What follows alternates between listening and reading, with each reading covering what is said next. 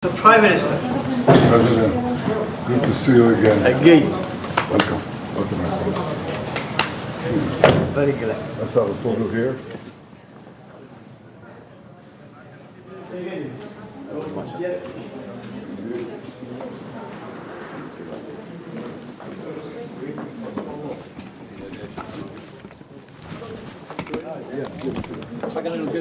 Well, so I'm delighted to see you here, Thank you very much. and I look forward to hearing from you as well. Well, thank you very much, Mr. Prime Minister. I'm here as a President of Somaliland for the first state visit ever. For 35 years, we have been asking the world to see us. And Israel and you yourself were the first to see us and recognize us. Thank you very much. It's a very natural thing for us to do because we remember as the Jewish people, Yes. a small people that ask for the recognition of our rights from the world. Yeah. And so there's a natural sympathy to you. Yes, yes. You're a democratic state. Yeah. You have a solid identity, and you have the right to be recognized Yes. and embraced.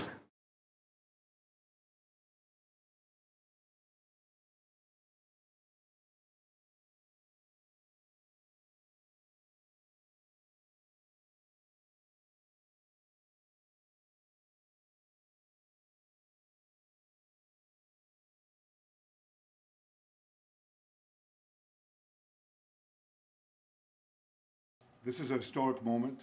It's the first official visit by the President of Somaliland after the official recognition of Israel, of Somaliland. We are proud, and I am proud to have been, my government is the first government on the planet to recognize Somaliland.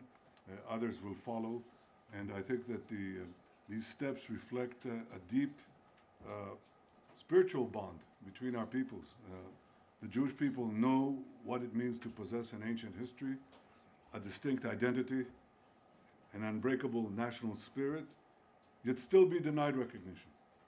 And today Israel recognizes Somaliland and helps correct a historic injustice. I believe that we can expand our relations to many, many things. We discussed this both in my private meeting with the President, but also in with our teams. There's much to do in the field of water, in the field of agriculture, in the field of technology, in the field of security, and in many other areas that Israel welcomes the cooperation and participation of our own people with your people, Mr. President. I think it's a friendship that is just getting closer and stronger all the time. This is by way of expressing also our appreciation for the fact that you're opening an embassy in Jerusalem, our ancient capital.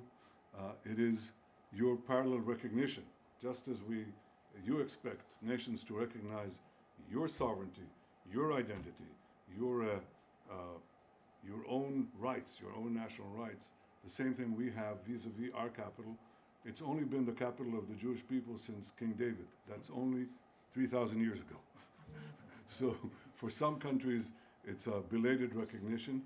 For you, it was instant, and I very much welcome that, and I want to thank you and your distinguished delegation of ministers and officials. Welcome to Israel, welcome to Jerusalem, our capital, and may we go from strength to strength. Thank you.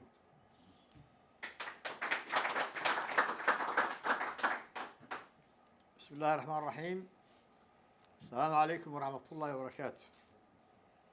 It is a great honor and great pleasure for me and my delegation, Mr. Prime Minister,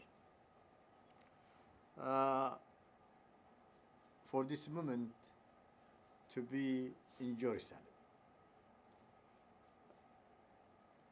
In Somaliland, everyone has a nickname. My nickname is Irro, and I think you don't mind if I call you Mr. Bibi.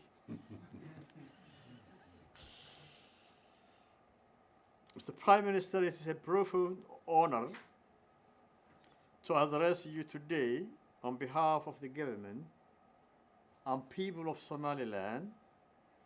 I wish to begin by expressing sincere appreciation for exceptionally warm welcome, generous hospitality, and distinguished reception extended to me and my delegation. Every aspect of this visit reflects not only protocol, but genuine friendship and respect between our two nations. Mr. Prime Minister, my friend, this is not our first meeting. I recall with appreciation my earlier discreet visit in October 2025 with a large delegation. Many of them are here when we met in your office and had a long, candid, and fruitful discussion. That meeting laid the foundation for what we see today: a growing structural and meaningful partnership between Somaliland and Israel. Today, we are strengthening a path already built on trust, dialogue, and shared vision. Mr. Prime Minister, I also acknowledge your courage and clarity in engaging with Somaliland, where others were afraid of. Your recognition of Somaliland as a peaceful, stable, and democratic society in a volatile region reflects its statesmanship and strategic foresight. For too long, the international community has misunderstood Somaliland's success and misread the prolonged failure of Somalia over the past 35 years. You have shown the courage to see reality as it is, not it is as is often betrayed, and to recognize success where it exists. History will show the significance of this leadership. Mr. Prime Minister, this visit is not deeply symbolic, but strategically important. It demonstrates that Somaliland and Israel are building relationship grounded in mutual respect, shared experience, and converging interests in stability, development, and security. The Republic of Somaliland is a nation built on peace after conflict, democracy after fragmentation, and governance after collapse. We have held credible elections, maintained internal stability, and contributed consistently to peace and stability in the Horn of Africa. We remain committed to continuing this path and strengthening our role as a force for regional stability. Mr. Prime Minister, at the same time, we recognize Israel as a nation defined by resilience, innovation, and strategic strength. Our two people share experience of building stability under challenging conditions, and this forms a strong foundation for our partnership. The potential for cooperation between Somaliland and Israel is vast and practical. Somaliland possesses significant natural resources, including promising rare earth minerals, oil and gas prospects, and largely untapped extractive sector. We also have one of the most strategic coastlines in the region, opening major opportunities in ports, maritime logistics, fisheries, shipping, and the blue economy. In agriculture, we have vast arable land supported by underground water resources that can be developed through modern irrigation and technology. With investment and expertise, this sector can transform food security and create export capacity. Somaliland also maintains free market, private sector-driven economy, and welcomes international investment. This provides strong opportunities for Israel engagement in finance, construction, tourism, agriculture, infrastructure, extractive industry, and innovation-driven sectors. We see Israeli leadership in innovation and technology as a natural partner to Somaliland untapped potential and strategic geography.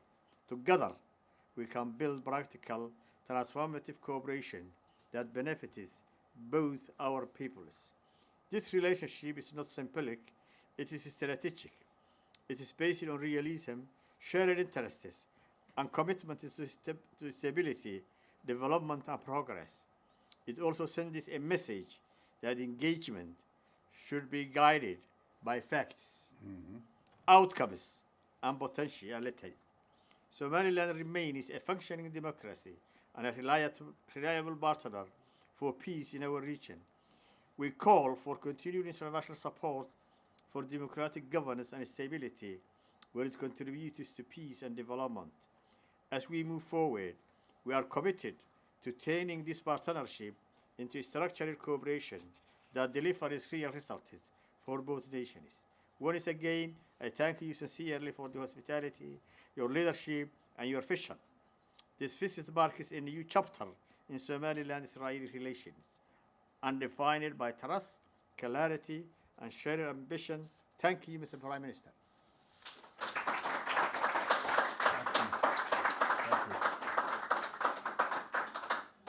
Mr. President, thank you. Let me say a final word.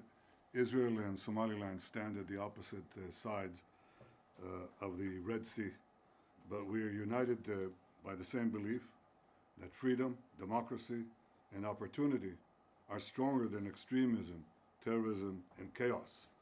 So this agreement is not only about diplomacy, it's about building farms, agriculture, hospitals, businesses, technologies, and jobs.